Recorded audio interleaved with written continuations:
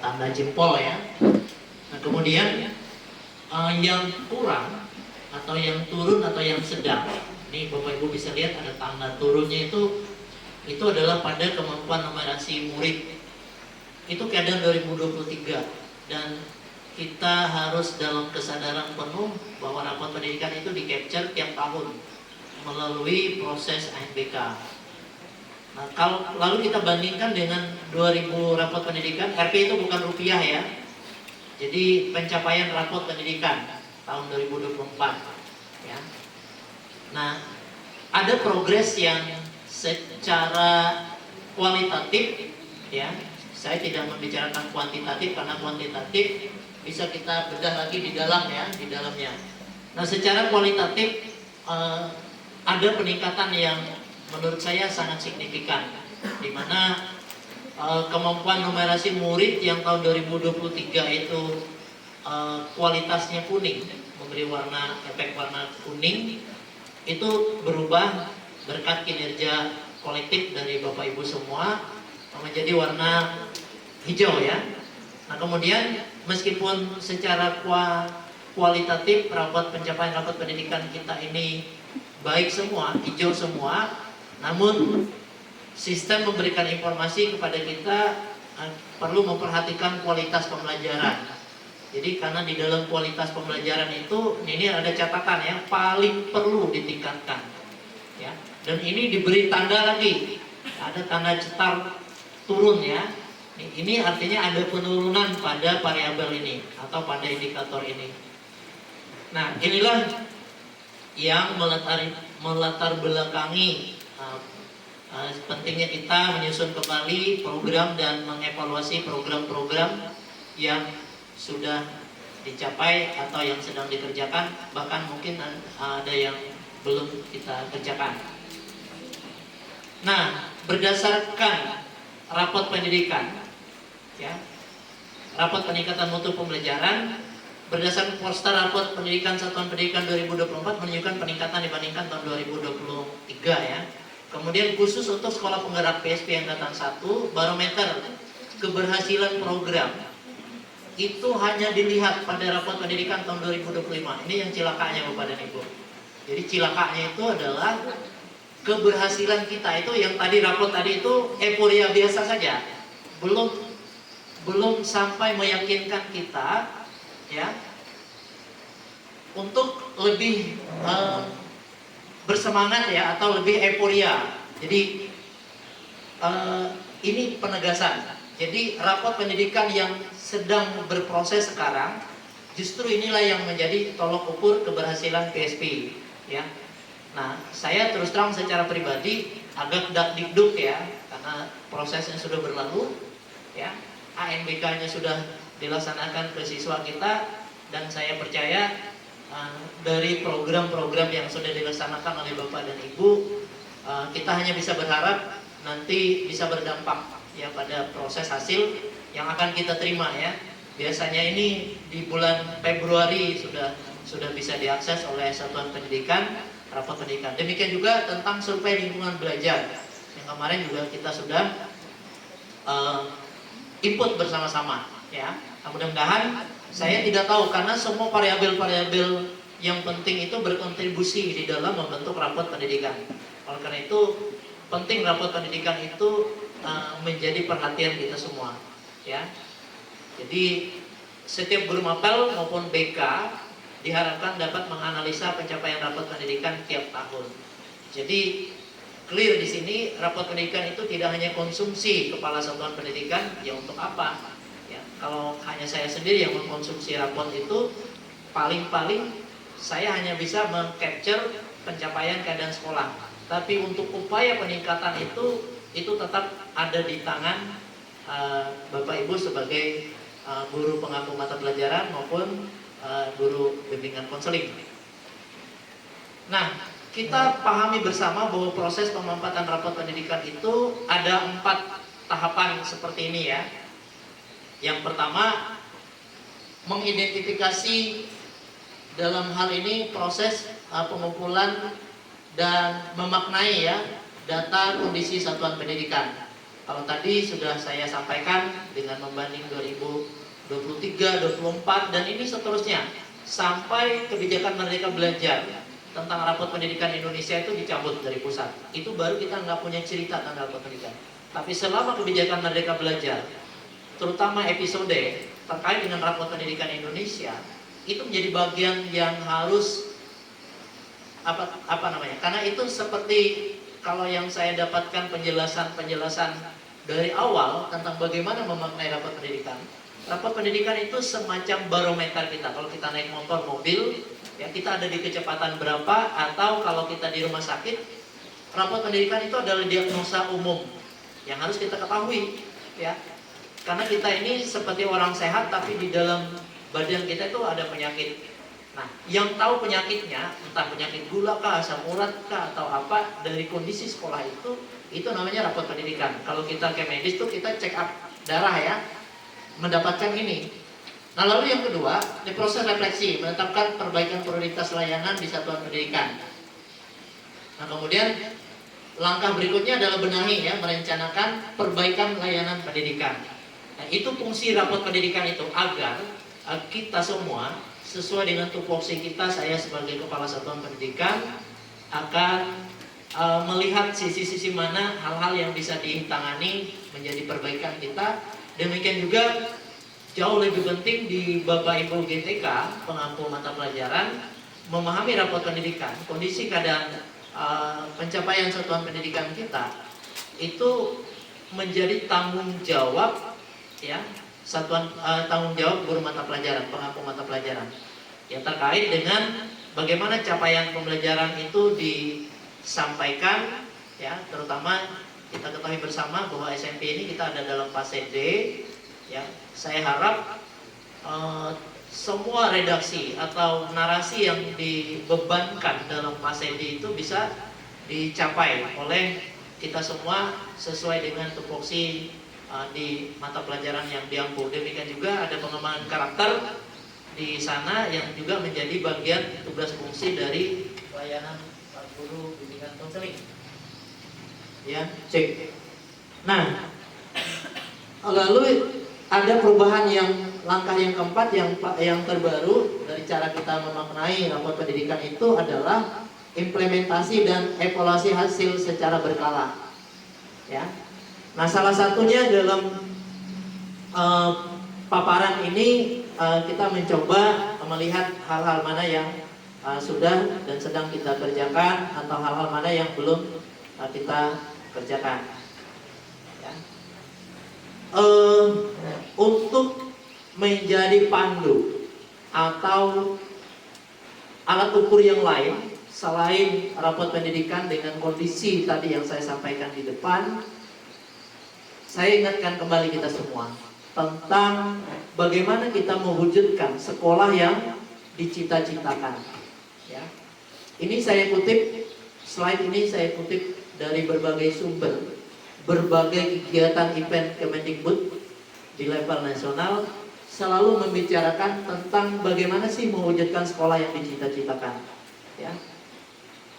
Sekolah yang dicita-citakan itu adalah sekolah yang menumbuhkan kompetensi dan karakter semua murid. Itu kata kuncinya.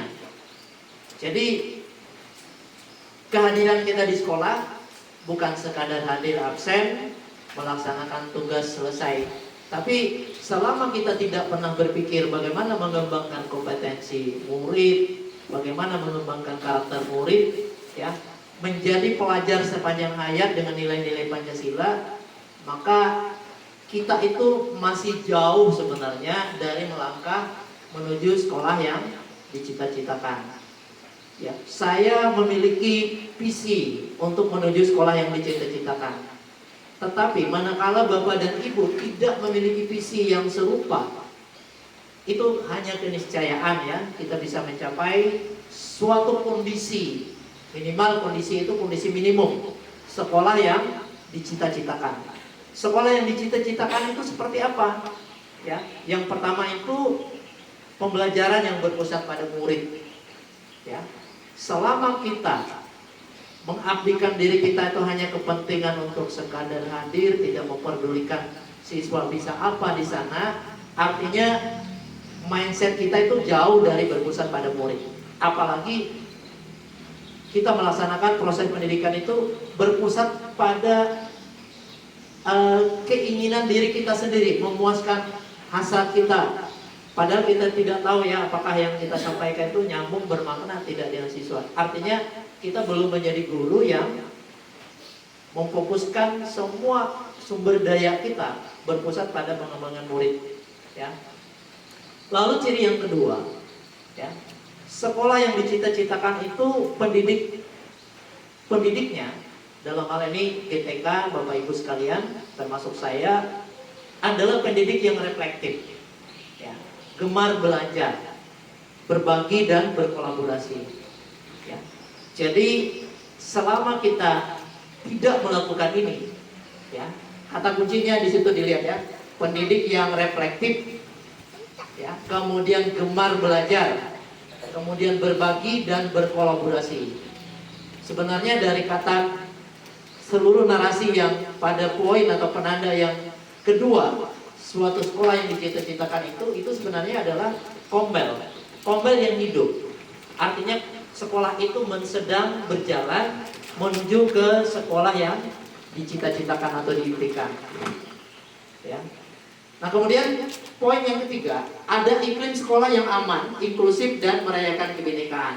Saya pikir di sekolah kita, mungkin nanti silakan Bapak Ibu memberikan pendapat ya terkait ini. Kemudian yang terakhir, ada kepemimpinan untuk perbaikan layanan, ya. Jadi ending dari semuanya ini adalah kita akan melahirkan murid atau peserta didik kita yang memiliki kompetensi dan karakter Pancasila. Ini harapan kita. Kemarin saya diskusi kecil dengan beberapa Bapak Ibu waktu kita refleksi setelah observasi. Karena saya sedang waktu itu saya ingat ya, saya sedang mengobservasi Ibu Sholing rasanya. Lalu tidak sengaja saya membaca WA lewat, ada dan langsung saya posting di GTK Gunung Mas. Ya, saya baca Facebook teman saya dari Barito Selatan. Salah satu postingannya bilang begini, "Puyuh, amun itah cara belajar membaca SMP." Nah, itu saya capture menjadi bahan diskusi. Ya, saya katakan ini 11-12 saja situasi atau hal-hal yang yang dipersoalkan, ya, dari celotehan-celotehan di media sosial, ya, keberhasilan yang juga diposting di media sosial. Kita bisa merasakan sebenarnya suasana kebatinan.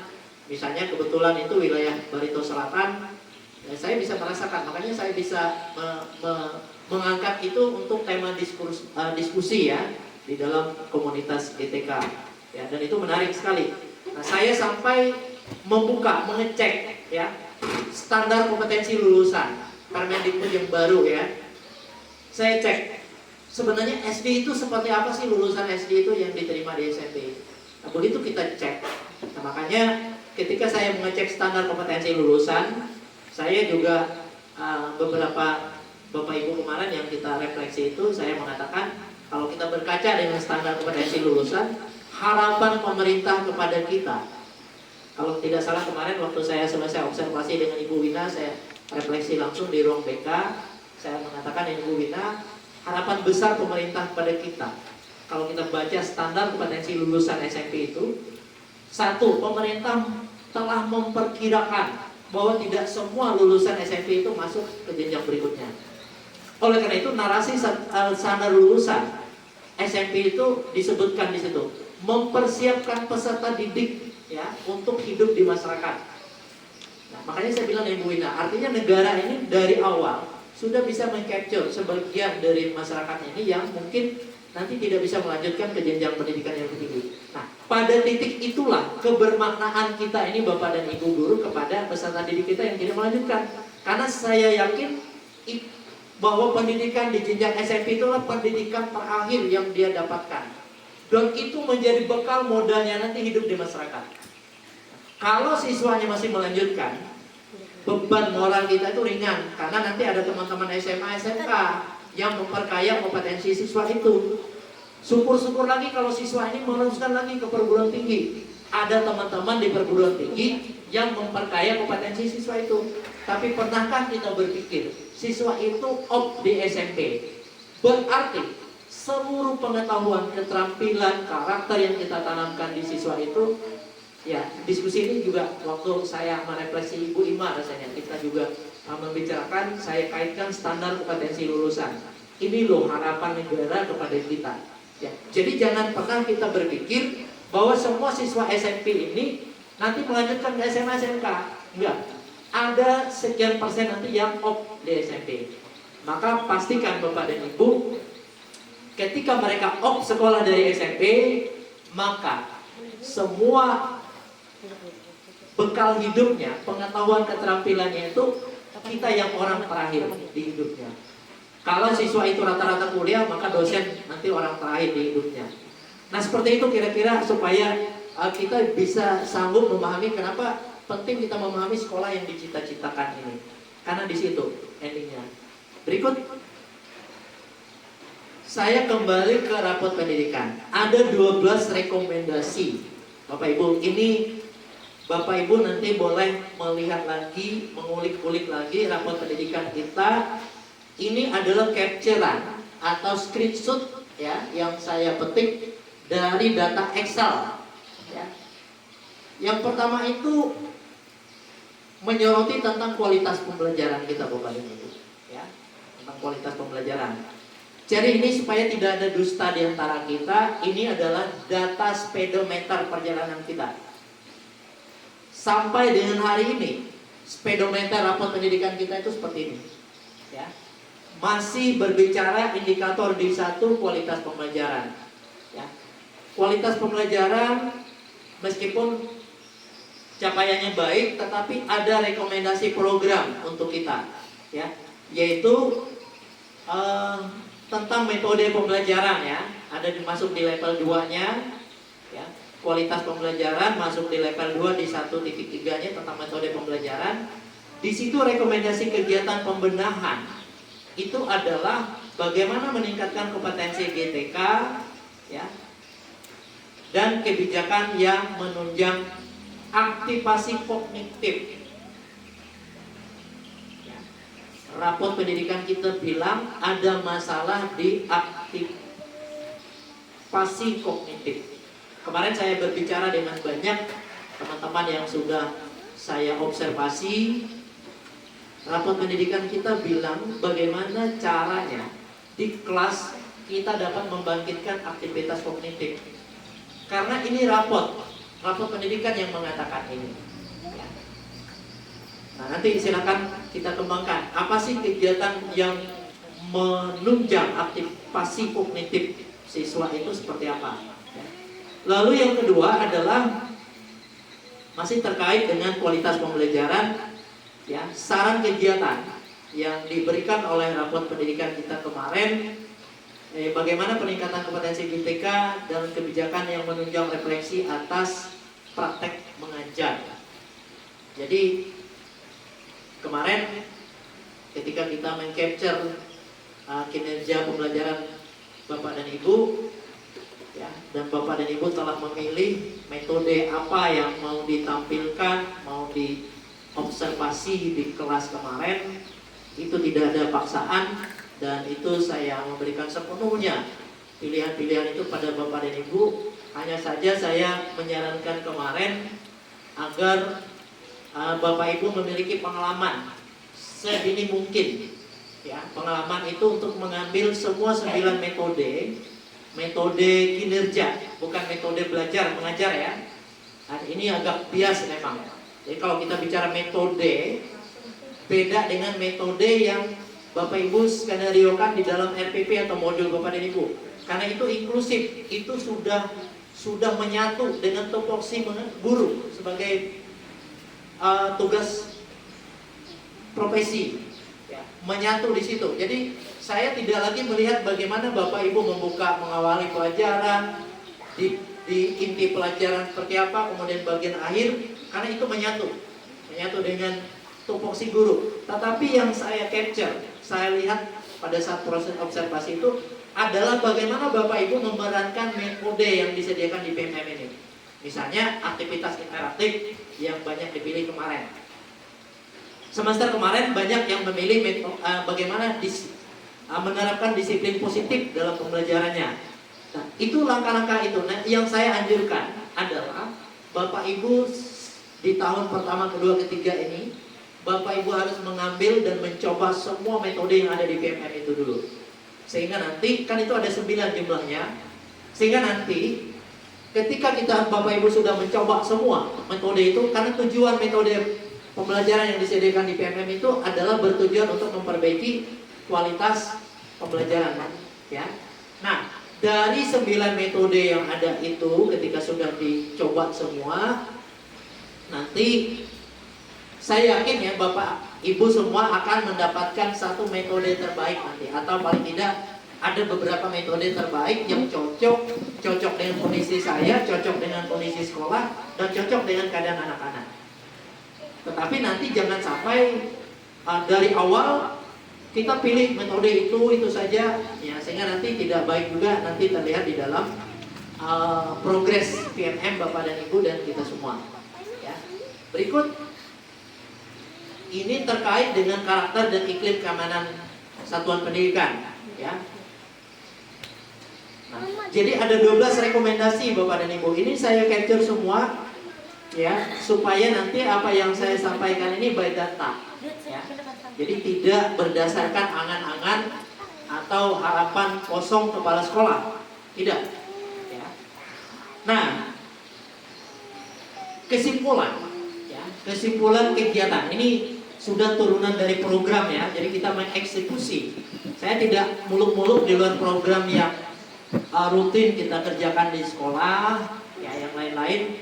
Saya sedang berfokus pada menggarisbawahi program dan kegiatan yang seyogianya dilakukan oleh kita. Itu rekomendasi prioritas dari rapor pendidikan.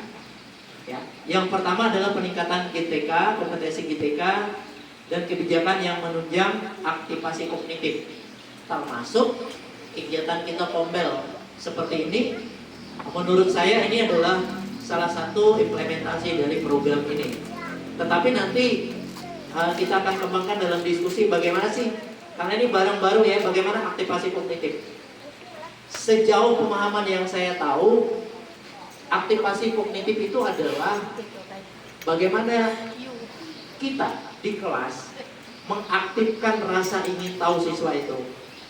Proses yang sederhananya adalah bagaimana kemampuan Bapak dan Ibu dan kita semua, ya, meluncurkan pertanyaan-pertanyaan pemantik, baik pertanyaan pemantik yang sudah disetting di modul maupun pertanyaan pemantik yang muncul karena situasi untuk menggerakkan, ya, menggerakkan kondisi belajar agar bagaimana bisa aktif, ya. Nah, itu yang penting. Kemarin saya lupa, saya diskusi dengan Ibu Selvi kalau tidak salah. Karena aktivasi kognitif inilah yang akan mendrive, membawa siswa itu untuk memahami lebih jauh, ya. Dan silakan nanti Bapak Ibu laporkan apa sih yang sudah Bapak Ibu kerjakan. Karena ini rekomendasi. Ini terkait dengan kualitas pembelajaran, ya. Kemudian peningkatan kompetensi GTK dan kebijakan menunjang refleksi atas praktek mengajar, ya. Jadi ini juga nanti mohon kita evaluasi sejauh mana, karena ini sudah di bulan November, menyisakan waktu bagi kita kurang lebih 1 semester lebih sedikit, ya, untuk menyelesaikan seluruh rekomendasi ini. Karena tahun depan saya pastikan akan ada perubahan rekomendasi dari raport yang diproses di ANBK tahun kemarin. Nah, inilah siklus, kita sedang menjalankan siklus yang saya paparkan tadi di depan. Kemudian berikutnya tentang karakter, ya. Di sini rekomendasinya adalah peningkatan kompetensi GTK dan kebijakan yang mendukung sikap bernalar kritis. Kalau Bapak Ibu lihat, ada korelasi yang sangat kuat, ya, di pertama ini. Bagaimana aktivasi kognitif, kemudian dari segi karakter adalah bagaimana siswa itu bisa bernalar kritis, ya. Dua hal itu nanti boleh, ya, kita kembangkan dalam diskusi. Kemudian berikutnya peningkatan kompetensi GTK dan kebijakan yang menunjang aktivasi kognitif. Ya. Nah, salah satu kebijakan itu ya kita melaksanakan EHT, kemudian menjadi tema perbincangan di dalam komunitas belajar, dan Bapak Ibu juga diharapkan haus ya untuk pengetahuan. Pertama, mengetahui metode yang akan diterapkan pada saat observasi kinerja. Harus tahu dulu ya, misalnya aktivitas interaktif itu langkah-langkahnya seperti apa, baca rubriknya kan itu tersedia, terbuka semua. Jadi pada saat saya melakukan pengamatan, saya membuka langsung ya aplikasinya. Oleh karena itu saya berusaha sedemikian rupa ketika mengobservasi Bapak dan Ibu. Kemarin Bapak Ibu lihat saya langsung membuka laptop, saya langsung connect dengan internet, dan saya langsung input data keadaan apa yang saya capture pada saat proses observasi itu. Kemudian yang keempat itu terkait dengan peningkatan kompetensi GTK dan kebijakan yang menunjang aktivasi kognitif. Ya. Lalu yang program berikutnya, ya, ini sudah turunannya jadi kegiatan ya. Kegiatan berikutnya, ini rekomendasi dari rapat kita tahun kemarin tentang ini terkait dengan iklim keamanan dan literasi. Ya. Yang tulisannya putih itu adalah berkaitan dengan iklim keamanan, dan yang saya tulis dengan tulisan kuning itu berkaitan dengan literasi. Bapak Ibu perhatikan ya, kegiatannya harus berpusat pada peningkatan kompetensi GTK dan kebijakan yang menunjang pencegahan dan penanggulangan narkoba. Ini raport kita Bapak dan Ibu. Raport kita mendeteksi ada mungkin, kita tidak tahu ya, saya diskusi dengan Pak Brata ketika saya membaca raport tahun kemarin, yang selalu ada 3 kali rasanya berulang-ulang. Raport itu memberitahu saya tentang visi misi sekolah. Sementara saya mengatakan visi misi sekolah kita ini sudah terkini sekali, kekinian sekali. Ini kata-kata visi misi sekolah ini sudah kosakatanya dari raport pendidikan semua. Tapi tetap di raport pendidikan itu mengatakan tahun kemarin ya, ada 3 kali menyebutkan tentang visi misi sekolah. Nah, saya menyimpulkan, saya mendapatkan pencerahan dari diskusi dengan Pak Brata waktu itu.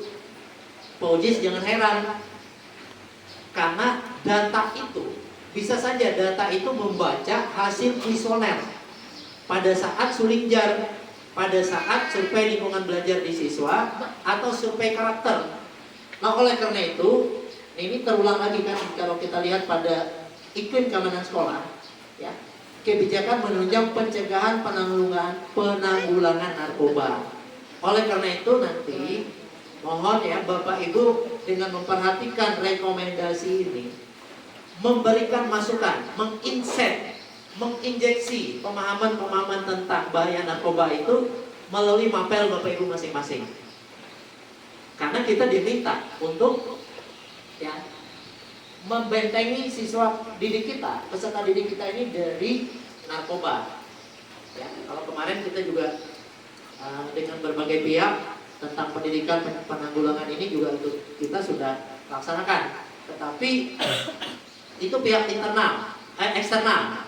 Yang internal melalui Bapak Ibu pengaku mapel dan juga bimbingan konseling di layanan BK, saya pikir ini menjadi menu prioritas ya.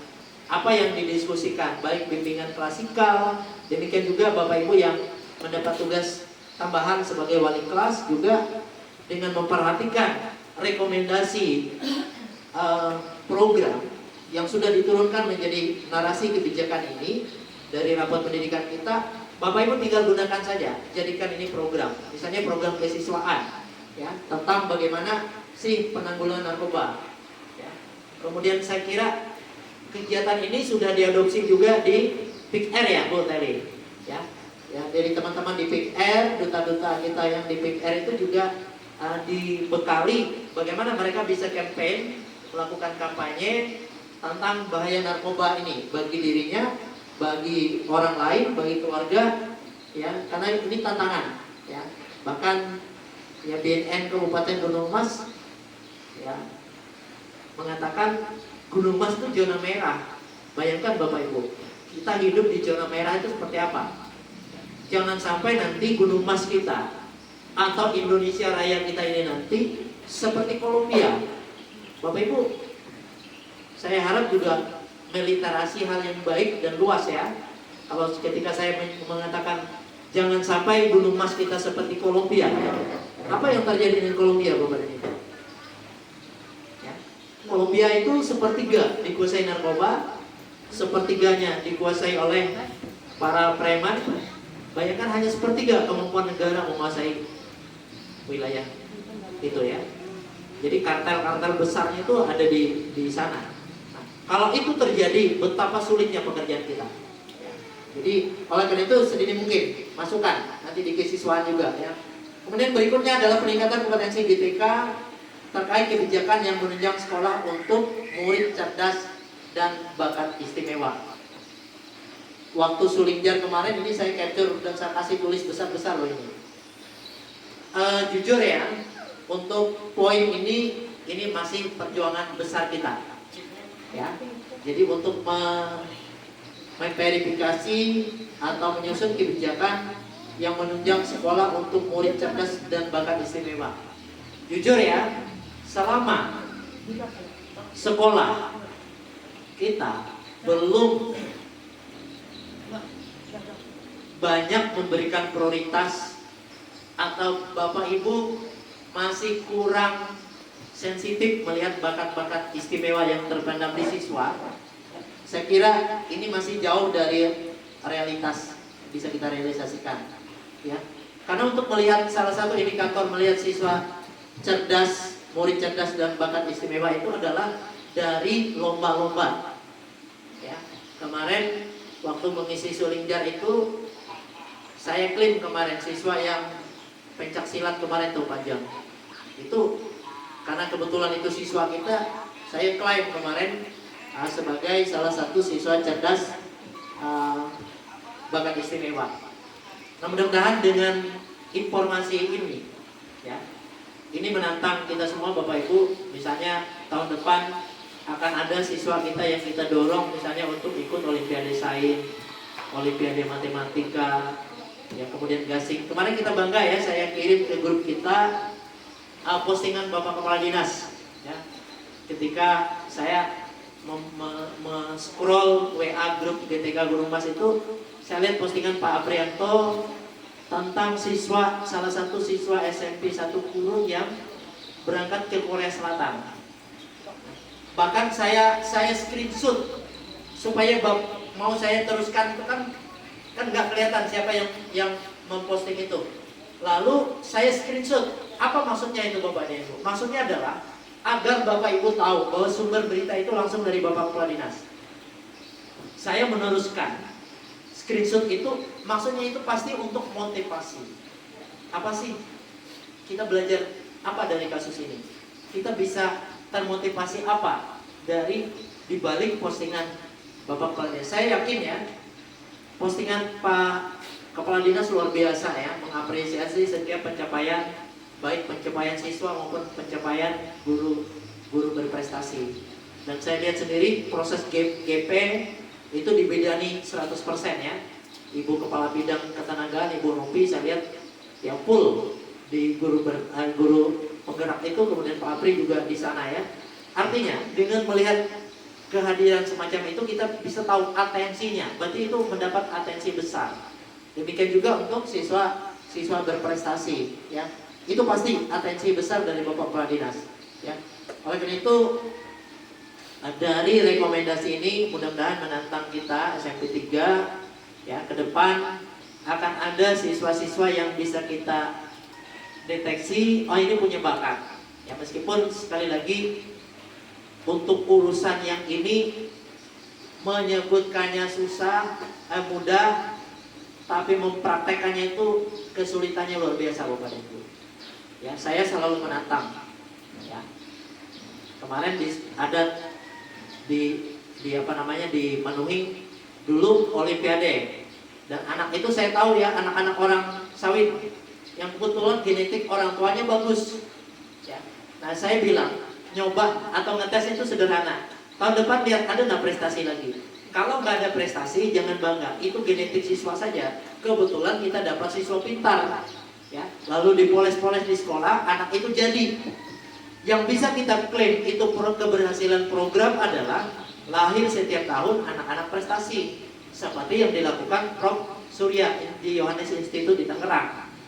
Bahkan Prof. Surya menantang, coba setor untuk saya semua anak-anak bodoh di Indonesia, dijadikan semua olimpiade hebat fisika mau di Indonesia. Nah, berikutnya ya, yang kuning itu terakhir literasi kita. Ya, sudahkah kita melakukan ini Bapak Ibu, peningkatan kompetensi guru dan kebijakan? Kalau kebijakan itu urusan di sekolah ya, yang menunjang kompetensi membaca teks sastra. Nah, sejauh mana ini? Nanti silakan didiskusikan ya, dalam diskusi nanti dievaluasi. Lalu berikutnya peningkatan kompetensi GTK dan kebijakan yang menunjang aktivasi kognitif. Lihat ya, sudah berapa kali tersebutkan aktivasi kognitif. Kalau Bapak Ibu peka membaca rapot ini, sesuatu yang berlebih dari 2 kali, artinya itu menunjukkan hal yang urgent, yang penting, yang perlu mendapat perhatian. Saya memperhatikan kata-kata aktivasi kognitif itu sudah berkali-kali tersebut. Ya. Berikut, ya, terkait dengan iklim kebinekaan dan numerasi. Ya, ini 4 kegiatan atau 4 program terakhir yang rekomendasi dari raport kita. Yang pertama itu berkaitan dengan iklim kebinekaan, peningkatan kompetensi GTK dan kebijakan yang menunjang terciptanya toleransi agama dan budaya. Saya tidak tahu ya isian anak-anak kita kemarin itu terkait ini sehingga kita direkomendasikan seperti ini. Tapi paling tidak, rekomendasi ini dijadikan kegiatan Bapak Ibu di kelas untuk menginjeksi informasi ini, kegiatan ini dalam pembelajaran mapel. Seberapa penting urgen kita mempertahankan toleransi di tengah intoleransi yang naik di beberapa tempat di Indonesia. Nah, kalau itu berhasil, berarti nanti keberhasilan program. Nah, saya percaya di tempat kita ini tidak terlalu terasa atau tidak terlalu berasa. Tapi jangan karena ini tidak terlalu berasa lalu ini kita abaikan, karena ini rekomendasi ya. Lalu yang kedua, peningkatan kompetensi GTK dan kebijakan menunjang pemahaman dan sikap warga sekolah terhadap kesetaraan gender. Ini juga pertanyaan Bu Elizabeth. Ya, padahal kita tidak pernah membedakan ya, bahwa misalnya pemilihan OSIS kita tidak pernah mendorong-dorong harus laki-laki. Dan secara komposisi, bayangkan di GTK kita saja yang laki-laki kan malah terdiskriminasi ya, saya, Pak Jod, Pak Miki bertiga. Tapi oke lah, kita tidak melihat itu. Di level siswa kita juga sebenarnya cenderung lebih banyak perempuan, ya, data siswa kita. Ya. Nah, oleh karena itu, tolong ya, Bapak Ibu injeksikan lagi program ini ke dalam program mata pelajaran atau program bimbingan konseling. Bagaimana pentingnya kita tidak membedakan jenis kelamin atau gender untuk posisi tertentu, untuk kegiatan tertentu, untuk hal-hal tertentu. Ya. Terus yang terakhir itu terkait dengan numerasi. Peningkatan kompetensi GTK, kebijakan menunjang kemampuan numerasi pada domain aljabar. Kemarin kita sudah membedah ini, bagaimana apa-apa saja sih yang terkait dengan domain aljabar. Mungkin nanti bisa ada kesulitan dalam memahami kosakata ini, nanti bisa kita tanya kepada orang-orang yang mengurus dunia aljabar ini ya. Ada Bu Yuni, ada Bu Dina, pengaku matematik. Meskipun nanti, Pak, saya bukan orang matematik, orang fisika, nggak apa-apa. Ya, pahami saja nanti di situ ya. Kemudian peningkatan kompetensi GTK dan kebijakan menunjang aktivasi kognitif. Lagi-lagi kan Bapak Ibu, terulang kata-kata aktivasi kognitif. Itu 12 program rekomendasi. Berikut saya mengingatkan ulang visi misi kita. Jangan sampai tahun lalu saya ingat persis Pak Eka ya. Pak Eka ini sudah pindah ke SMP 1. Yang mengatakan, Pak, saya tidak tahu visi misi sekolah. Masa sih visi misi sekolah harus saya sampaikan tiap pagi? Ya, oleh karena itu saya bilang visi misi sekolah ditulis di kelas, visi misi sekolah ditulis di RPP modul di depan, agar visi misi itu terbaca. Karena visi misi itu harapan. Ya, Ini di sini sudah kita buat juga visi misi asta ancasnya, 8 tujuan, ya. Dan semuanya ini terupdate menggunakan kata-kata dari rapat pendidikan semua. Mewujudkan kemampuan numerasi, literasi siswa menjemain, ya. Berkembangnya profil pelajar Pancasila serta filosofi kehidupan lokal Hatami. Kemudian misinya meningkatkan kemampuan numerasi dan literasi pada rentang 2 dan 3. Kata-kata rentang 2 dan 3 itu adalah kosakata dari sekolah penggerak, ya. Melalui pembelajaran yang memfasilitasi membentuk karakter siswa melalui proyek penguatan profil pelajar Pancasila dan kebiasaan positif di sekolah, ya. Ini saya mengulang ya, sudah ada karena ini berkaitan ya dengan rekomendasi program kegiatan tadi dengan ternyata masih linear ya, harapan atau visi misi sekolah itu, ya. Filosofi KHD-nya diantaranya TLN, dan saya bangga saja kalau filosofi ini berjalan ya sejauh ini di tempat kita ini, ya. TLN itu nentore, mengamati dengan teliti hal-hal baru, jangan cuek ya, harus berani keluar dari zona nyaman. Lalu numun, mencoba dengan cara meniru. Lalu dahang itu memberi tambahan muatan, ya, mengembangkan yang sudah ditiru itu menjadi versi kita sesuai dengan kebutuhan yang ada di sini. Tadi kehidupan lokal Hatami, ya, alias Hatami itu hampat, ya, tami. Apa itu? Hampat itu handep hapakat habaring tantiring niang. Yang kalau saya menggunakan bahasa Indonesia, ini motonya, ya. Kalau Bapak Ibu tidak berulang-ulang memahami ini, kayak kata-kata yang mengawang-awang, ya, handep hapakat habaring urung tantiring niang. Yang kalau saya Indonesiakan secara bebas, saya narasikan bekerja bersama, saling membantu untuk maju bersama. Kalau prinsip moto ini jalan, dan sejauh ini saya melihat berjalan cukup baik, ya. Nah, asta ancasnya supaya tidak lupa, ini semua terkait dengan narasi rapat pendidikan kita, ya.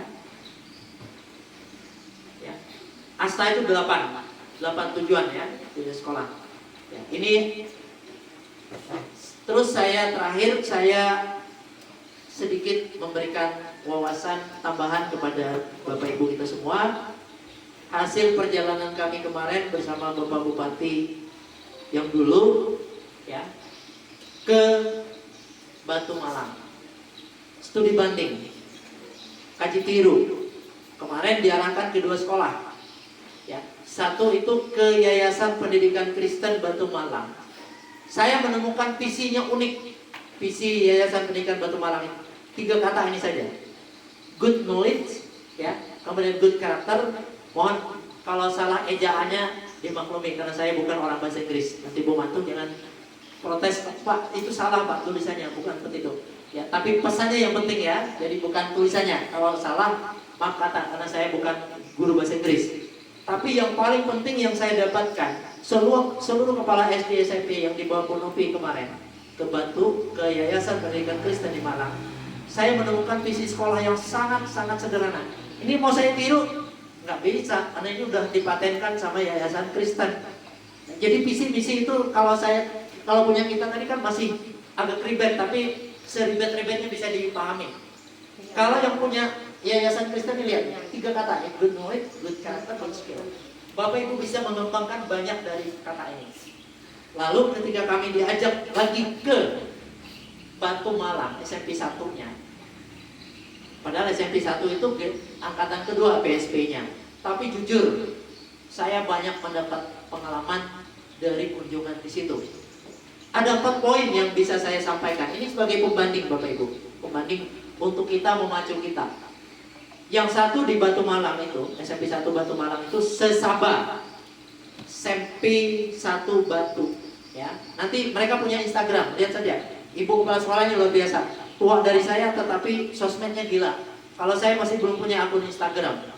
Di Gunung Mas saya lihat yang aktif Instagramnya Bu Ina, kemudian Bu Wahidah di BSP itu, ya. Makanya karena saya nggak aktif Instagram, Bapak Ibu yang saya dorong untuk Instagramnya aktif mempromosikan sekolah kita. Facebook sih rata-rata, kalau Facebook kan udah jadul sekali ya. Paling-paling saya masih di Facebook sosmed saya. Kadang-kadang kegiatan hari ini saya posting di Facebook, di media sosial. Saya juga mengawasi media sosial Bapak dan Ibu, ya kalau bisa itu tadi ya, dan anak-anak juga kalau bisa dinikan. Kalau kita punya data yang banyak di media sosial kita, misalnya besok-besok kita ikut Jambore kreativitas guru, kemarin tuh sudah ada pengumuman hasilnya saya lihat di WA PGRI itu ya. Itu gampang ngambilnya ya, dan itu jejak digital yang positif ini akan berdampak pada kita. Di Satu Batu Malang ada 4 program di sana yang menarik perhatian saya. Pertama itu meningkatkan kualitas belajar di sana itu melalui komunitas belajar yang rutin. Ya. Kemarin kami dipresentasikan langsung di ruang kombel mereka. Mereka mendapatkan satu media yang punya Pak Wandi itu ada ya, layar sentuh dan lebar ya, apa namanya itu harganya ratusan juta ya. Itu tinggal di scroll, enak gurunya itu multimedianya, kayak kita Androidnya tapi layarnya gede, segede itu ya layarnya, tinggal scroll begini ya. Tewa punya SMA, Bapak Ibu kalau mau lihat SMA 1 itu punya ya, kemarin katanya hibah dari gubernur ya. Nah itu yang kemarin ditantang juga, bagaimana sih sekolah penggerak, ada nggak hadiahnya seperti itu. Yang kemarin Pak Apri itu senyum-senyum ya waktu kegiatan itu di Batu Malang ya, di SMP 1 Batunya. Kemudian yang kedua yang menarik yang kedua di sana itu adalah gerakan satu tanaman, satu siswa tiap angkatan. Jadi nggak harus pohon, tetapi tanaman yang ditanam digantung-gantung sepanjang pagar itu, satu siswa pokoknya satu tanaman. Kemudian prestasi dalam ekstrakurikuler ada 20-an lebih rasanya list ekstrakurikuler, dan itu prestasi semua yang di SMP 1 Batu itu. Kemudian yang paling terakhir, yang paling menarik itu adalah digitalisasi pembelajaran. Mereka di sana sudah mengembangkan namanya MLS, Manajemen Learning System. Nggak sampai kita, teknologinya nggak sampai, alat dukungnya nggak ada punya kita. Tapi dengan digitalisasi yang bisa kita pahami, misalnya membuat jurnal, memanfaatkan drive bersama yang kita kembangkan 3 tahun yang lalu, dimaksimalkan lagi, misalnya CGR. Saya menanyakan kemarin ada beberapa kelas yang CGR-nya terputus, ya kalau bisa Bapak Ibu aktifkan lagi, karena menagih pelajaran, memberikan tugas tambahan di CGR itu lebih enak ya. Nah, saya kira itu yang bisa saya sampaikan. Sekali lagi, tujuannya adalah kita mengevaluasi dari rekomendasi program yang diberikan oleh rapor pendidikan kita tahun 2024. Nah, sekarang kita tiba di penghujung. Saya ingin respon dari beberapa Bapak Ibu terkait sejauh mana program-program yang direkomendasikan oleh rapor pendidikan itu ya. Saya berasumsi Bapak Ibu ya sudah mengakses rapor pendidikan itu dari akunnya masing-masing, kemudian sudah mengeksplornya dan sudah menerapkan. Demikian yang bisa saya sampaikan ya, para program kebijakan sekolah yang perlu mendapat perhatian kita, di samping program-program yang lain yang sudah berjalan. Ya silakan Bapak Ibu kita teruskan, tetapi terkait dengan rekomendasi, karena saya berpikir kalau rekomendasi ini tidak dieksekusi atau tidak ditangani, ini kan kayak penyakit, nanti berulang lagi nih, muncul lagi nih rekomendasi-rekomendasi ini akan muncul nanti dari rapor kita tahun nanti. Justru rapor 2025 itulah tolok ukur keberhasilan sekolah penggerak. Nah itu yang ya saya juga sedikit agak terbebani, tapi saya percaya ya proses sudah berjalan, nah kita tinggal menunggu. Saya kira itu yang bisa saya sampaikan dengan segala keterbatasannya. Ya mudah-mudahan Bapak Ibu bisa memahaminya. Berikut saya berikan waktu bagi kita untuk melihat kembali ini hal-hal mana yang sudah atau bagaimana sih rumusan program dan implementasinya, karena ini menuntut aksi nyata ya, aksi nyata dari setiap kita bagaimana mengimplementasikan hal-hal yang sederhana ini tetapi sangat sulit. Contoh, bagaimana kegiatan menunjang aktivasi kognitif di semua mata pelajaran. Terkait dengan literasi, sejauh mana sih porsi membaca teks sastra ya, baik yang di handle di mata pelajaran maupun yang di handle Bapak Ibu melalui kegiatan ekstrakurikuler ya, termasuk yang bidang numerasi. Yang numerasi itu juga ada berkaitan dengan aktivasi kognitif terkait dengan bagaimana sih meningkatkan kompetensi pada domain aljabar. Ingat ya, kata-kata aktivasi kognitif itu merujuk kepada metode pembelajaran. Ya, kata itu lahir dari metode pembelajaran. Dan kenapa itu berulang-ulang? Bapak Ibu lihat di sini, rapor kita kualitas pembelajaran meskipun ini hijau, tapi turun.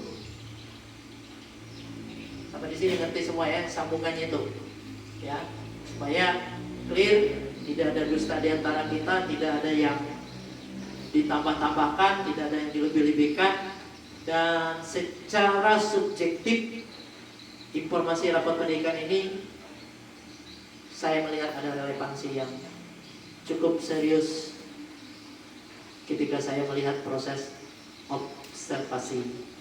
Demikian saya kembalikan kepada buka kesempatan ya pada Bapak Ibu untuk merespon program ini, apa saja yang sudah dilakukan ya.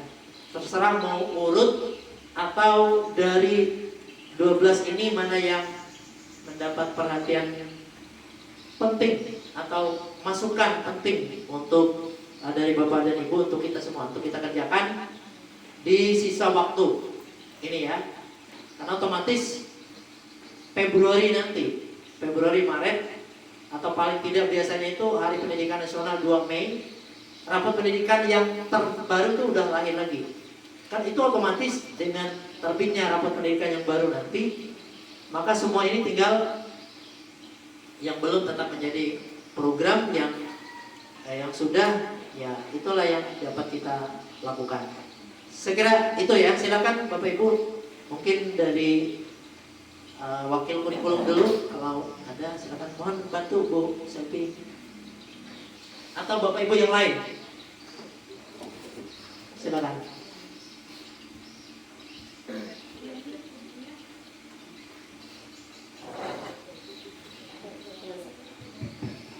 Ya, lagi ya, bentar, boleh ajukan kritik, saran, masukan, silakan.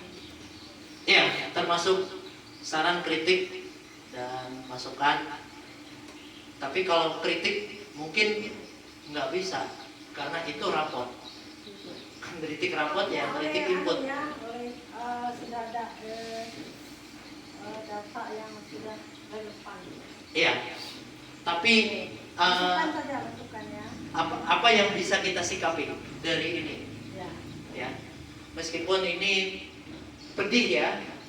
Kalau kita buka rapot, karena saya di mana-mana memfasilitasi bagaimana cara membaca rapot, saya selalu bilang kata-katanya disanjung tinggi, terus ada sambungan kata yang itu baru nusuk-nusuknya kejam ya. Boleh nggak kita tayangkan? Tapi ini dulu di komentari dulu ini, dikasih masukan. Siapa? Komandan dulu. Ya, boleh. Silakan. Ini wakil kurikulum. Dan administrasi akademik. Ya, terima kasih atas kesempatan yang diberikan kepada saya. Mungkin bukan saran ya Pak, tapi kata Bapak tadi kan merah gitu Pak, apa namanya istilahnya itu, membandingkan gitu hasilnya. Tapi dibandingkan dengan sekolah lain, sekolah kita mungkin lebih baik Pak, masih jauh. Saya malah ketika saya melihat beberapa hasil rapor pendidikan sekolah lain, mungkin yang kita miliki itu jauh lebih baik. Bukan berarti berbangga Pak Lihat, tapi maksud saya apa yang sudah kita capai itu sudah cukup membuat kita berterima kasih, bersyukur ya, bangga juga atas kinerja yang telah kita lakukan selama ini. Dibandingkan dengan sekolah lain, ada yang beberapa yang malah merah, bukan merah ya, merah dan kuning. Itu saja mungkin Pak yang bisa saya sampaikan. Silakan teman-teman yang lain. Bu Yuni kan, Bu Dina belakang. Mungkin kalau terkait aktivasi kognitif itu, Bu, masuk karena itu saya sendiri cukup terganggu Iya, ya, karena berulang-ulang. Peningkatan kompetensi GPK dan kebijakan yang menunjang aktivasi kognitif. Masalahnya begini Pak, kalau hasil rapot pendidikan kan bukan cuma ada jawaban dari guru, dari siswa. Dan ketika siswa menjawab juga bisa jadi mereka memiliki salah persepsi terhadap soal itu misalnya. Maksud saya kan tidak bisa juga menjamin bahwa mengatakan bahwa jawaban siswa itu murni jawabannya benar gitu. Fakta bisa juga kan salah memahami pertanyaan itu. Misalkan ya, apakah guru sudah pernah melakukan berbagai jenis kegiatan pembelajaran yang beraneka ragam gitu, model pembelajaran yang beraneka ragam. Siswa mungkin saja guru tersebut memang sudah betul-betul mengajar dengan berbagai jenis model pembelajaran, berusaha yang terbaik gitu. Tapi siswa bisa jadi menjawabnya begini saja, belum gitu ya, karena dia nggak tahu bahwa itu metode model pembelajaran. Memang banyak saya kira faktornya Pak yang memang tidak bisa juga, maksud saya kan tidak menyalahkan itu, tapi memang tidak sepenuhnya juga aktivasi kognitif itu berdasarkan survei ASESMEN itu menunjukkan kualitas guru atau sekolah menurut saya Pak. Tapi kami sebagai guru memang sudah berusaha sebaik mungkin, saya kira. Mungkin teman-teman lain juga begitu ya, adalah setiap masuk kelas ya Bu Silmi ya, kita berusaha membuat siswa tertarik dengan pelajaran kita ya. Misalnya saya bahasa Inggris kan, saya berusaha membuat siswa tertarik dengan menggunakan berbagai jenis metode interaktif, misalnya quizzes dan live worksheet dan sebagainya. Tapi kalau kita bergantung pada itu terus, malah siswa cenderung malah bermain melulu Pak. Makanya terutama ke penggunaan HP ya. Ketika memang itu tergantung gurunya juga. Ketika kita tidak mengontrol, siswa juga cenderung akan bermain, akan melihat HP melulu ya, bukan lagi belajar. Dan mereka juga berpikirnya instan. Sama dengan punya siswa, kalau Bapak Ibu melihat beberapa siswa itu kalau jawab memang mereka nggak berpikir Pak. Mereka yang pasti cepat aja. Jadi banyak lupa gitu. Dan kebetulan juga cepat itu mungkin benar. Ya, jadi ya. Tapi ya, tapi memang Pak, yang kita lakukan selama ini mungkin memang belum maksimal, tapi kita berusaha yang terbaik yang bisa kita lakukan, dan memang perlu banyak proses ya, belajar sampai akhir hayat gitu. Tapi kita memang akan selalu belajar Pak, itu saja buat saya. Silakan Bu Sini kalau mau dilanjutkan. Ya. Komentar di sini ya Pak. Saya tadi mulai di sini Ya, silakan lanjut. Ya, terima kasih kesempatannya ketika sebetulnya saya mengaku membenarkan apa yang disampaikan oleh Bu Aida, karena sama-sama guru jadi paham apa yang disampaikan oleh teman. Memang Pak, seperti Bapak pernah sampaikan kepada kami bahwa mindset ataupun pola pemahaman siswa itu kan beraneka ragam atau variatif. Kalau misalnya misalnya pola pikir yang di kota dengan yang di sini, saya kira mungkin kalau saya gitu Pak, karena saya juga pernah dulu mengajar di Jakarta atau kota-kota besar seperti Martapura. Itu sekali saya sekali saya mengajarkan, menyampaikan itu mereka tuh langsung tanggap gitu Pak. Bahkan kadang-kadang kalau saya tidak masuk, mereka tuh dengan sukarela ataupun bertanya, Bu, kemarin saya nggak masuk dengan alasan ini, lalu mereka tuh minta apa sih Bu yang kemarin Ibu lakukan, atau apa sih, adakah tugas untuk kami. Jadi mereka responsif untuk memberikan untuk saya memberikan tugas supaya nilai dalam nilai itu tidak kosong gitu. Jadi setelah saya rekap itu semuanya terisi dengan penuh. Kalau di sini maaf ya Pak ya, saya belum pernah. Bahkan saya juga bilang siapa hari ini yang tidak hadir, besok kasih tahu ya, ini tugasnya, tolong sampaikan ke temennya. Itu tidak respon, hanya misalnya dalam hati itu bengong saja gitu, seakan-akan tidak peduli. Itu yang pertama. Terus yang kedua, memang literasi Pak. Kadang-kadang di kelas ini juga saya sudah membangkitkan dengan segala upaya yang saya ngajar bahasa Indonesia itu di kelas. Itu bahkan saya kadang-kadang tolong ya dihargai karena ada beberapa satu orang siswa yang bacanya masih ngepel untuk kelas 8. Maaf ini saya sampaikan.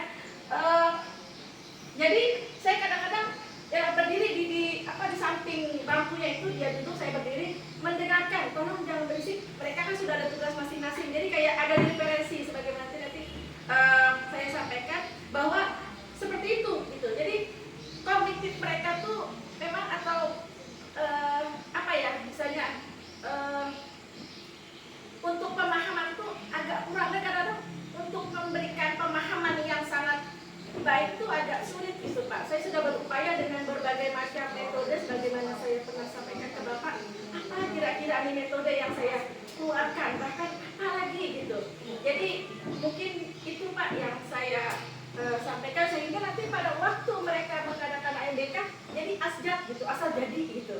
Yang penting selesai. Jadi karena nanti dulu waktu masih ada misalnya gitu ya. Ini dulu baca secara literasinya yang bagus misalnya gitu. Coba dipahami dulu apa kira-kira. Jadi kan kadang-kadang karena mereka mau cepat atau bagaimana, jadi sudah terlepasnya seperti itu Pak. Jadi untuk memberikan mindset yang lebih baik itu kami juga mungkin teman-teman nggak tahu sepaham atau tidak dengan saya, tapi seperti itu gitu Pak. Jadi memberikan bagaimana caranya gitu supaya mereka tuh lebih paham apa yang kita mau gitu, sehingga kami pun sebagai guru kadang-kadang bingung bagaimana lagi sih caranya gitu. Kadang dengan teman-teman di perpus, gimana sih siswa ini gimana, jadi kadang-kadang seperti ini, kadang-kadang belajar juga di media gitu begini, tapi saya aplikasikan ke siswa kok susah juga ya gitu. Jadi mungkin nanti dari Ibu pengawas memberikan kami gitu bagaimana caranya supaya kognitif pemahaman siswa itu bisa berjalan sesuai dengan yang diciptakan oleh sekolah. Terima kasih. Ya, terima kasih. Saya butuh dua pendapat mewakili. Kalau semua berpendapat, sore nanti baru selesai. Yang pendapat yang ketiga dari wakil kepala sekolah juga, wakil bagian siswa, karena urusannya dengan karakter dan urusannya dengan lingkungan sekolah yang kondusif, karena kan ada dua ya. Silakan. Ya, terima kasih atas waktu dan kesempatannya. Ya, saya akan mencoba menjawab atau memberi solusi ya. Nah, sejauh yang saya amati, karakter siswa sekarang itu banyak sekali perubahan. Walaupun kita bagaimanapun cara kita, kalau memang sudah dari rumahnya sudah malas belajar, metode apapun yang kita berikan, model apapun yang kita berikan, itu tidak nyambung sama sekali ya. Salah satu saya lihat itu karena HP. HP ini kemarin sudah kita, kalau siswa membawa HP itu harus ada tujuan yang jelas ya. Sekarang ini belum saya disiplinkan kembali pembawaan HP. Karena pada saat kita menjelaskan, mati-matian kita menjelaskan di depan, mereka main game di belakang. Sampai ke gini-gini tangannya dilaci. Ya. Ya, jadi ketika kita menanyakan kembali apa yang materi itu kan nyambung, malah lain. Jadi maksud saya karakter siswa ini yang paling sangat penting kita sama-sama, Ibu Bapak Guru, Dewan Pendidik. Seandainya kita menemukan siswa yang kita harus cepat tanggap, jangan dibiarkan, ya. Karena kita lihat di YouTube itu konten-konten ya, Ibu Bapak ya, jangan kita tiru. Konten yang membiarkan siswa, guru membiarkan siswa, misalkan, jangan kita tiru. Itu hanya konten. Yang perlu kita tingkatkan itu karakter, sehingga siswa itu memiliki kemampuan untuk bernalar ya. Ketika kita memberikan tugas, mereka bisa berpikir lebih baik dan jernih dan kritis ya. Terima kasih. Mungkin itu yang saya sampaikan. Tepuk tangan dulu. Ya, tepuk tangan untuk Pak Balis. Yang ketiga, yang keempat, ini penting dipikirnya. Mungkin nanti bisa tambah kelima ya. Ada satu narasumber hebat di SMP 3 Tewang ini yang sudah melanglang Nusantara. Terakhir nanti ya, Ibu Pia. Mudah-mudahan nanti ada dampaknya juga bisa bawa anak-anak. Ya, itu kan. Karena PR kita itu sebenarnya Bapak Ibu, saya memberi apresiasi ya terhadap pendapat Ibu Aida Mantu, Wakil Urusan Kurikulum. Kalau boleh saya simpulkan, nolak nggak enak ya sebenarnya. Mau nolak ini rapot, tapi memang nggak enak ya. Itu kata-kata rapot ya. Nah, tetapi saya satu pendapat dari Ibu Aida Mantu bahwa secara keseluruhan, karena proses penjaminan mutu itu memang menjadi tanggung jawab Kepala Satuan Pendidikan. Bahkan kita selalu kosakata yang saya sampaikan kadang-kadang saking saya sebenarnya memberi semangat untuk kita semua saja. Amun kita mikir kita bully LB nah jatuh kalau gaji kita sama dengan LB dibully jam 11. Tapi Bapak Ibu tahu kan betapa saya bangga ya, jujur dari hati saya yang paling dalam memberi apresiasi kepada kita semua. Di balik apapun kata rapot ini dengan kita yang kita lakukan, seperti yang itu curhatan sebenarnya, Bu Mantu lakukan itu curhatan. Makanya saya katakan ini hampir bisa kita katakan menolak nyata itu ya. Rapot kita bilang begitu, tapi kita maksimal sudah melakukan segala sesuatu. Ya, saya tahu ya. Siswa kita kadang-kadang malam-malam saya temukan nyari kodok saja, urusan makan perut. Ya, sehingga apa yang disampaikan nyambung ke apa yang disampaikan Bu Silmi tadi dari pengalaman beliau di kota-kota besar, ya langka kita temukan di tempat ini. Tapi paling tidak dari semua sudut pandang apapun, ketika kita bisa melewatkan, membawa siswa untuk melewati fase D ini, lulus, dan tadi kenapa saya mengatakan, saya balik ke standar kelulusan tadi, yang mengatakan pemerintah saja tahu Bapak Ibu bahwa tidak semua anak SMP itu masuk SMA SMK, ada yang off di SMP. Makanya balik lagi, ketika anak-anak ini off di SMP, maka kita itu adalah orang terakhir yang memberikan bekal kehidupan kepada mereka.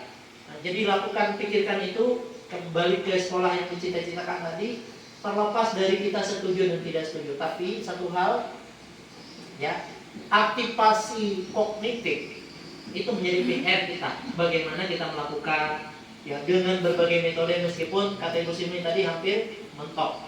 Oh, jalan ini mentok, jalan itu mentok, jalan itu mentok. Ya pakai drone aja kalau mentok semua. Bisa naik dan bisa melewati lorong-lorong yang mentok itu ya. Tapi saya ngerti, Bapak Ibu jangan lupa ya, ada 3 fase yang mendahului kita. Ya, ada fase A, B, C. Kalau mau kita saling jadi menghakimi teman, pertanyaan sederhananya adalah, nah, lain gawin pada fase A, B, C, nah? Sehingga memberikan kita siswa yang masih nyeper-nyeper, baca, hitung masih raba-raba. Maka aku salut yang postingan gurunya Pak Junjung. Problem utama, anak tidak membaca itu penuh problem. Saya screenshot, saya itu mengamati sosmed guru-guru itu Bapak Ibu. Hal yang unik, saya selalu screenshot, saya simpan. Karena saya satu frekuensi dengan orang itu. Artinya orang itu peka sosialnya. Ya, urusan mengkritik anak nggak bisa baca, ya, dan seterusnya. Ya, Bu Elizabeth tentang karakter kita itu pada 2 ini sama ya. Korelasinya tinggi Bapak Ibu lihat. Karakter itu yang saya tulis kuning ya. Bagaimana kita membangkitkan nalar kritis anak. Nalar kritis itu kan anak tahu sebab akibat, kalau saya begini maka, kalau jika maka, jika maka. Jadi hubungan sebab akibat. Tidak semua guru matematik yang memberikan sebab akibat itu, tapi kita semua. Itu nalar kritis, dan kemudian kita memberikan sedikit tantangan pemantik. Itu untuk mengaktifasi kognitifnya, rasa ingin tahunya. Ya mungkin karena ini hampir semua lini dari 12 rekomendasi utama itu terkait ini, saya hanya bisa berharap kepada kita semua, yuk kita injeksi di dalam tupoksi itu. Ya Bapak Ibu guru mapel, injeksikan ini, lakukan saja dan yakin. Ya, kita percaya hukum tabur tuai. Apa yang kita tabur, seberapapun meleset, amun 100 black pare, nawur, pasti TG, TU Black yang dia bisa. Pasti. Meskipun pulau tinggi, padang ilalang, padang semak, tapi karena 100 black yang kita tabur, pasti ada 3 black yang kita tuai. Ya, yakin itu saja Bapak dan Ibu. Ya, meyakini itu saja daripada stres jalan buntu. Ya, masuk lorong buntu. Tinggal 2 ya pendapat. Saya pengen dari guru penggerak update terkini dan respon terkini dari rapat kita. Kegiatan-kegiatan saya yakin beberapa kegiatan ini sudah dilakukan. Monggo Ibu Juni. Iya. Sedikit Pak calon lulus ya di GP. Masih masa pendidikan pemila ya. Kurang lebih 4 bulan ini kami sudah melaksanakan PTN 1, 2 dan 3. Dan puji Tuhan saya didukung oleh teman-teman hari ini bisa melaksanakan untuk Kombel. Ini adalah bagian dari aksi nyata dari CGP. Memang tidak wajib Bu, namun saya mau gitu. Memang itu salah satu inisiasi dari calon guru penggerak. Kalau melaksanakan Kombel sebagai ajang untuk mengimbas itu, setidaknya menyampaikan gitu sedikit atau poin-poin penting yang ada di pendidikan guru penggerak dari modul 1, 2 dan 3. Namun di sini kemarin saya sampaikan kepada Bu Eda, lalu Bu Eda menyampaikan kembali ke Pak Ujis. Saya berbagi untuk modul 1 itu yang karena pertama, karena sebetulnya memang sepulang dari PTN 2 itu ada materi kami modul 2 selain yang saya imbaskan kepada salah satu rekan sejawat kemarin untuk pembelajaran diferensiasi yaitu Bu Dina Kumalasari. Jadi salah satunya ini untuk Kombel, untuk di PTN kedua sebetulnya kami dapatkan materi ini. Lebih kepada mengaktifkan, kami bukan tidak aktif, hanya saja mungkin beberapa bulan karena memang kesibukan baik dari Bapak juga banyak kegiatan untuk pengibasan. Kemudian juga Bapak Ibu guru kita masih mencari waktu yang tepat gitu. Jadi sehingga sampai hari ini baru gitu terlaksana untuk kegiatan Kombel kembali. Sebetulnya sebelumnya sudah dilaksanakan di guru penggerak, ada istilahnya itu komunitas praktisi ya, lebih kita kenal dengan Kombel di sekolah-sekolah. Kebetulan karena kami sudah guru sekolah penggerak 3 tahun lebih malah. Jadi ada 3 tahapan yang ada. Yang pertama itu bertumbuh, kemudian yang kedua kemarin itu merintis, bertumbuh dan merawat. Jadi saya pikir waktu itu saya sempat WA Bu Eda kita di posisi mana sebetulnya Kombel kita gitu, karena saya juga tidak mau mengambil keputusan sendiri. Kebetulan Bu Eda langsung jawab bertumbuh mungkin Bu Yuni. Lalu saya lihat lagi deskripsi bertumbuh seperti apa untuk Kombel kami. Saya pikir lalu Bu Eda lagi dapat. Saya pikir mungkin ini merawat kami itu, karena teman-teman juga mengatakan ada yang belum sama sekali. Berarti saya pikir mereka di tahapnya merintis saja gitu, belum terbentuk sama sekali. Kemudian ada yang sudah membentuk tapi satu pun belum ada kegiatan. Saya pikir itu bertumbuh. Jadi kami saya pilih di tahapan yang merawat. Jadi saya pikir salah satu kegiatan ini yang merawat Kombel kami itu. Mungkin ada sedikit tidak sakit parah Bu ya, cuman mungkin seperti kita manusia kalau sakit ada yang parah, ada yang tidak gitu, ada yang ringan-ringan saja gitu. Jadi demikian sebetulnya awalnya kenapa ini dilakukan atau dilaksanakan.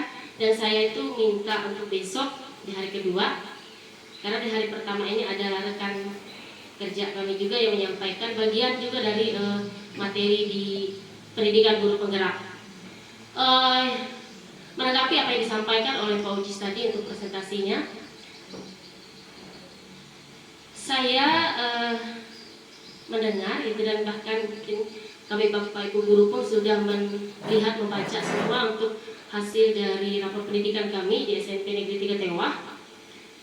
Apa yang disampaikan oleh Pak Ujis sesungguhnya itu sudah memang semua kami pelajari di modul pendidikan guru penggerak, di program guru penggerak, semuanya tidak ada satupun yang terlepas.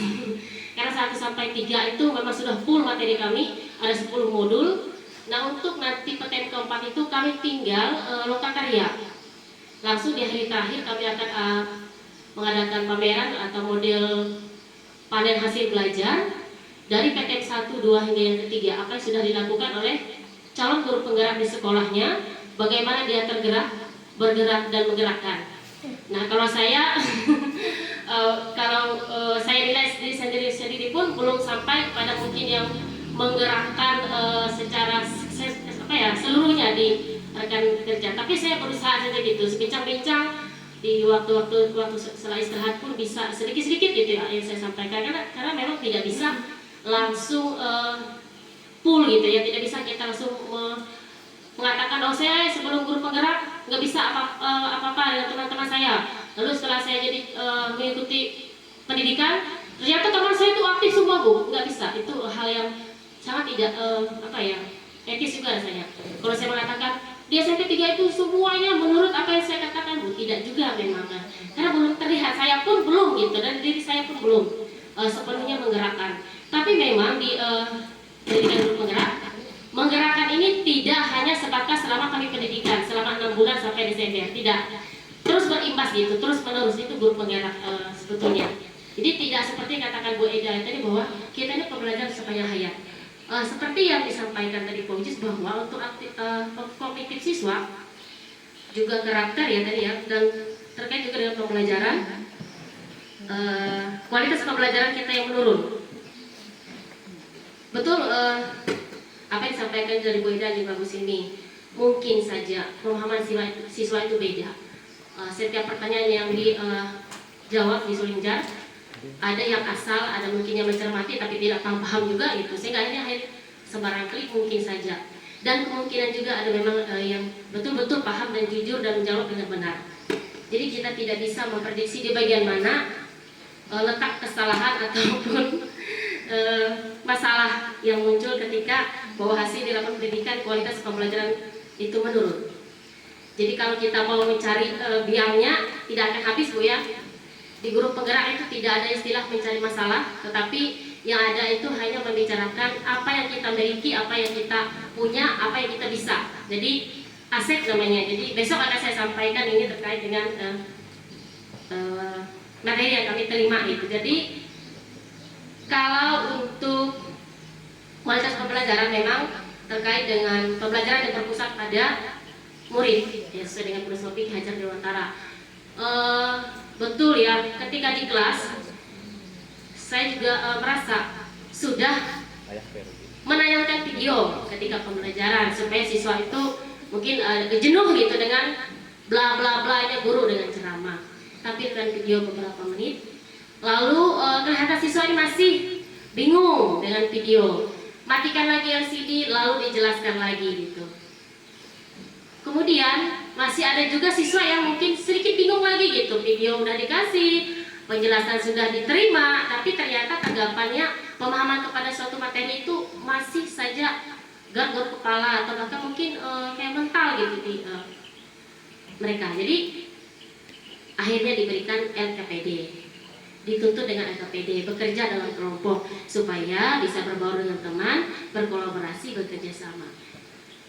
Nah, ketika ada pertanyaan berkaitan dengan metode pembelajaran guru yang bervariasi, guru mengatakan belum, atau bahkan mengatakan tidak ada sama sekali. Karena mungkin kita harus jadi guru lagi gini ya, mungkin anak-anak kita belajar ini yang namanya metode berbeda, mungkin seperti itu karena mereka masih anak SMP. Saya pikir ya seperti itu saja. Seperti kemarin saya di kelas 9 ini, anak-anak hari ini ibu akan memberikan pembelajaran kita beda ya, ada nanti video, silakan simak dulu video. Lalu ini ibu akan jelaskan. Jadi seperti itu saja deh gitu. Saya pikir solusinya ke depannya gitu. Jadi kalau kita melihat hasil besok tidak mungkin bisa jadi Bu ya. Mungkin beberapa tahun baru hasilnya, mungkin baru mereka SMA nanti baru ya hasil dari ini bisa meningkat gitu. Mungkin itu yang bisa saya sampaikan, agak panjang. Terima kasih Pak Ujis. Ya, tepuk tangan untuk Bu Yuni. Di luar ekspektasi ya, ternyata katanya ya, yang saya sampaikan itu semua yang dikerjakan di GP. Ya berarti nyambung ya, nyambung. Terus oke lah, saya memahami sekali lagi, saya harus bertanggung jawab juga membesarkan semangat Bapak dan Ibu. Satu, jangan lupa ya, kita ada di Pasedi. Itu yang pertama. Ada 2 pasai di bawah kita, 3, ada 2 pasai di atas kita. Jadi jangan bangga, kita bukan pasai terakhir. Karena pasai E dan F itu akan nekan kita. Ini ngapain? Orang pasai D ini ngapain kerjanya nih? CP-nya mau nggak beres-beres, anak masih aljabarnya masih ambulator, baca sastranya masih nggak bisa menginikan. Kesusastraan, ingat ya, kita kemarin sudah, tahun lalu sudah ya, bahwa membereskan ini bukan urusan bahasa Indonesia. Sepakat kemarin kan, tahun kemarin ya, meskipun bahasa Indonesia tuh leader memberitahu ya, ini loh Bu Teli misalnya, tolong aku titip karena ini rapot sastranya rendah, tolong dititipkan ke BK ya. Jadi metodenya yang dititipkan. Tapi kalau memang punya waktu, silakan ya, bergerilya ke seluruh 9 kelas kita ini dalam rangka. Tetapi ini bukan itu semata-mata tugas bahasa ya. Artinya bagian teks terkait dengan, kalau kita lihat yang literasi ini kan berkaitan dengan kualitas pembelajaran terkait dengan ini ya. Kalau kita lihat lagi, coba yang literasi ini, lihat ya, catatannya adalah teks sastra. Kalau untuk numerasi, catatannya adalah aljabar, domain aljabar. Ya, terima kasih Bu Yuni apresiasinya. Sekali lagi Bapak dan Ibu, saya membesarkan semangat kita semua. Rapot ini memicu kita bahwa kita bekerja belum ending, belum selesai. Terus akan ada masalah. Mungkin rapot kita tahun depan juga narasinya sama, aktivasi kognitif lah, ya, macam-macam karakter, mungkin narkoba, tapi juga tidak.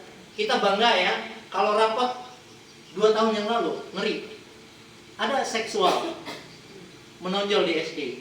Mungkin waktu suling jar tadi kurang mendapat pengarahan, apalagi anak-anak ketika mendapatkan pertanyaan misalnya, apakah kalian pernah browsing website ini?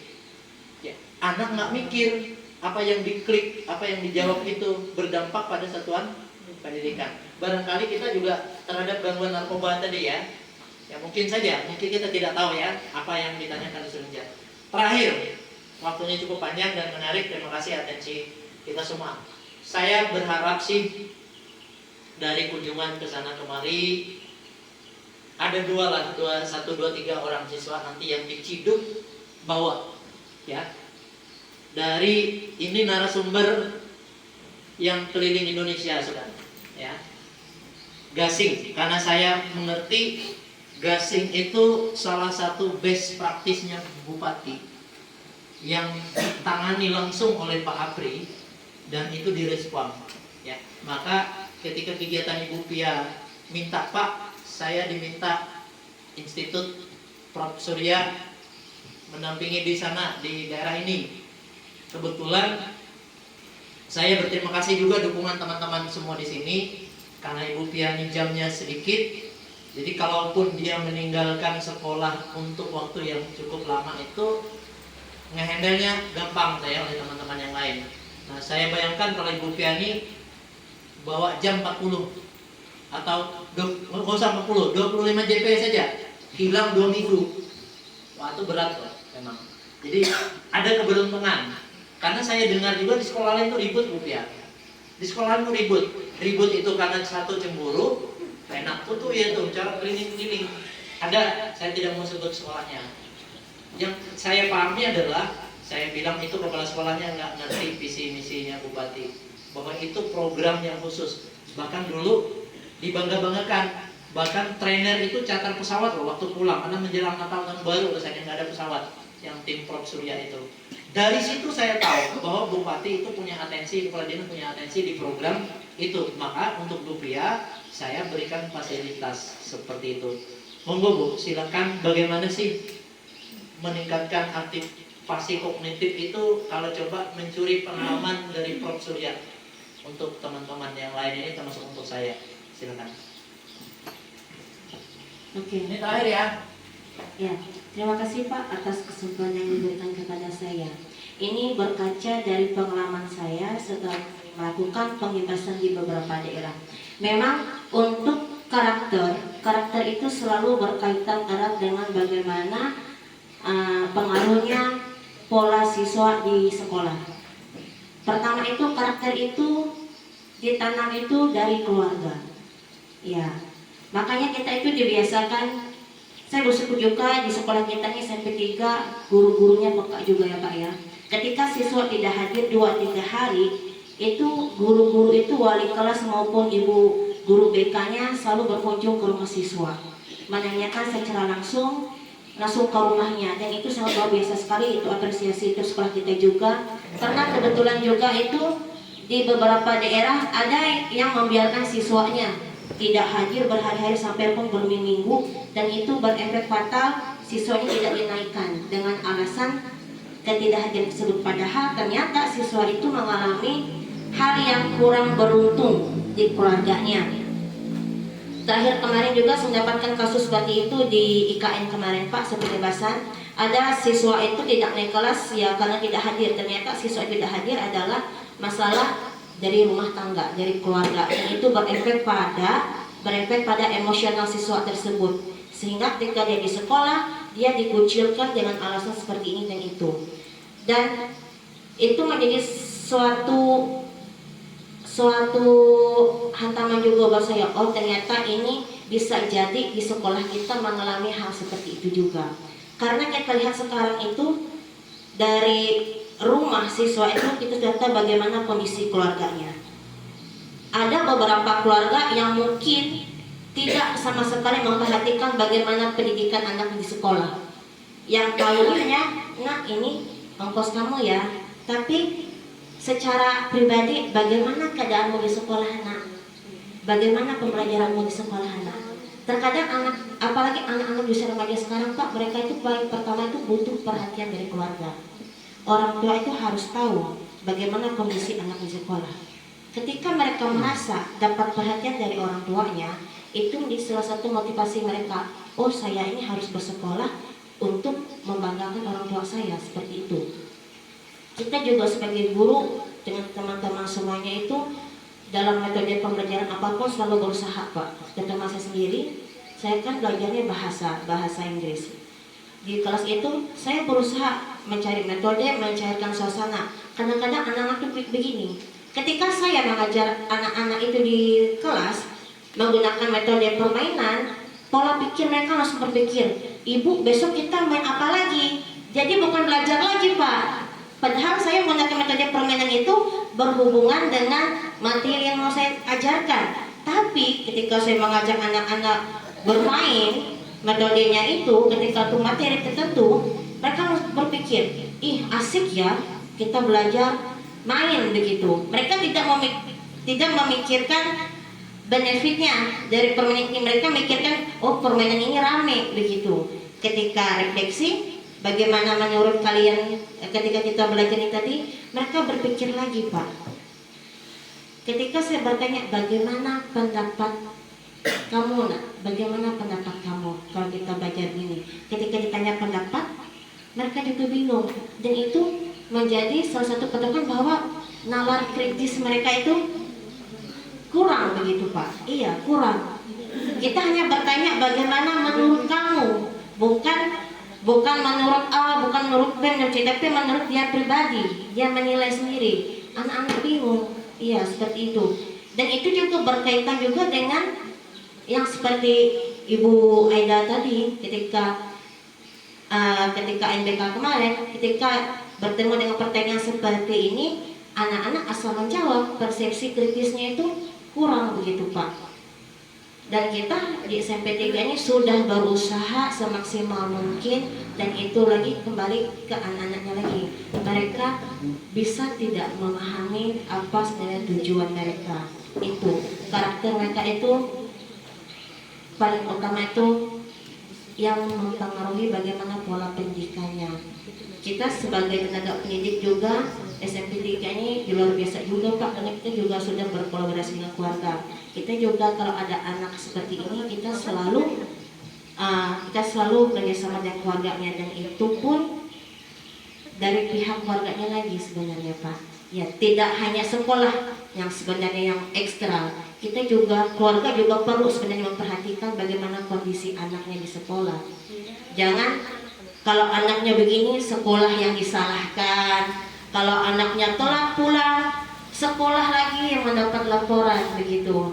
Itu perlu juga pengawasan dari orang tua juga supaya masa depan anak kerjasama orang tua dengan sekolah itu berkesinambungan dan hasilnya itu baik juga untuk anak kedepannya. Mungkin seperti itu yang bisa saya sampaikan, Pak. Terima kasih. Ya, silakan. Menanggapi pertanyaan Bu Pia, kata Bapak tadi kan tidak mungkin mengharapkan seluruh siswa 30 itu sukses semua, maksudnya kan gitu intinya. Satu atau dua saja sudah lebih dari cukup. Sama seperti saya Pak. Yang penting kan ada beberapa siswa di dalam kelas saya, mesin saya suatu saat mungkin lebih dari saya, sama seperti Bu Pia Pak. Itu saja yang ingin saya sampaikan. Terima kasih Pak. Saya kira waktu di luar skenario saya ya, di luar dugaan saya, antusias, dan mohon maaf kalau panjang tanpa mengurangi. Kita sepakat ya, rapot pendidikan itu objektif ya, melihat diri kita. Satu itu disepakati. PR kita menanganin domain aljabar di numerasi. Kalau yang aktivasi kognitif itu PR bersama ya, di semua indikator, dari 4 indikator ini. Nah, PR numerasi kita adalah bagaimana meningkatkan domain aljabar dengan baik. Nanti tolong dibantu ya Bu Pia ya, lewat blessingnya, keliling kelas saja nanti. Terus untuk literasi, bagaimana siswa kita sedikit tahun depan itu bisa lebih baik membaca teks sastra. Ya, kadang-kadang siswa nggak bisa membedakan sastra non sastra ya. Nanti bisa Bu Yesi dan teman-teman yang di tim bahasa bisa mengulik lagi lebih dalam informasi terkait ini, apa sih yang penting diperlukan, termasuk misalnya suplai buku kurang di perpustakaan. Saya terus terang Bu Ida nggak tahu kebutuhan semua ini, kecuali itu lahir dari Bapak Ibu yang tahu. Kami butuh ini loh untuk teks sastra. Nah, baru kami tahu gitu loh. Nah, kalau kami semua maha tahu, ya kami bukan Tuhan yang maha tahu, hanya Tuhan yang maha tahu ya kebutuhan segala sesuatu. Mungkin tanpa mengurangi saya akhiri ya paparan ini. Terima kasih atas respon dari Bapak dan Ibu. Program dan kegiatan catatan rekomendasi rapot itu semestinya kita aplikasikan di dalam tupoksi, mapel, dan bimbingan konseling. Saya bangga, saya pernah melihat kemarin mengobservasi konselor ini. Wah, luar biasa ya BK. Makanya, dan Bapak Ibu yang sudah saya observasi, saya bilang kemarin kan waktu refleksi, kalau saja ini mencerminkan 70-80% keseharian Bapak Ibu ngajar tanpa dilihat, wah, saya yakin, hampir yakin kita ada dalam jalan yang benar. Ya, besok kalau mati pasti ya kunci surga di kantong sudah. Ya. Nah itu ya. Tapi jangan, saya tidak mendoakan kita mati besok. Itu hanya peribahasa ya. Saya yakin kalau besok mati kita udah bawa kunci surga di kantong belakang. Ya, karena kita melayani dengan baik. Berikan tepuk tangan untuk kita semua. Saya akhiri ya, selamat siang dan tetap semangat ya melihat rapot. Terima kasih, Tuhan memberkati kita. Ya, saya kembalikan, silakan diteruskan acaranya. Kita